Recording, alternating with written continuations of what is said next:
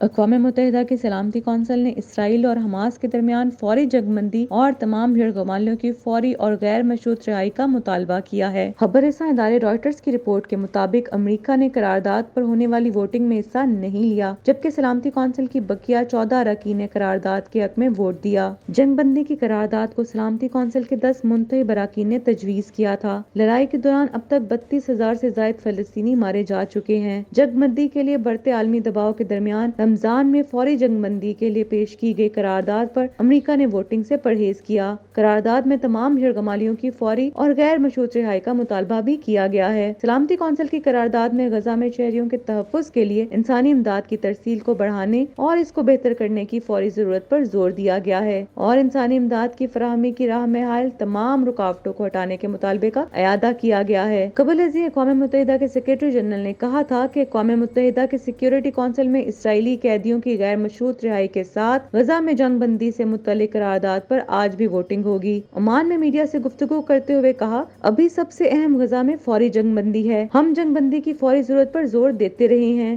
انہوں نے کہا کہ دنیا کے دیگر ممالک میں دوہرا معیار ہو سکتا ہے، لیکن اقوام متحدہ کے سیکریٹری جنرل میں کوئی دوہرا معیار نہیں ہے۔ بین الاقوامی برادری بھی اسرائیل پر جنگ بندی پر دباؤ ڈالنے کے لیے آواز اٹھا رہی ہے۔ واضح رہے کہ گزشتہ ہفتے امریکہ نے غزہ میں جنگ بندی کی قرارداد پیش کی تھی، جسے روس اور چین نے مسترد کر دیا تھا، جبکہ سیز فائر کے حوالے سے پچھلی قرارداد کو امریکہ نے ویٹو کر دیا تھا۔ یاد رہے کہ 7 اکتوبر سے غزہ پر اسرائیلی حملوں میں کم از کم 32,142 فلسطینی شہید اور 74,412 زخمی ہو چکے ہیں۔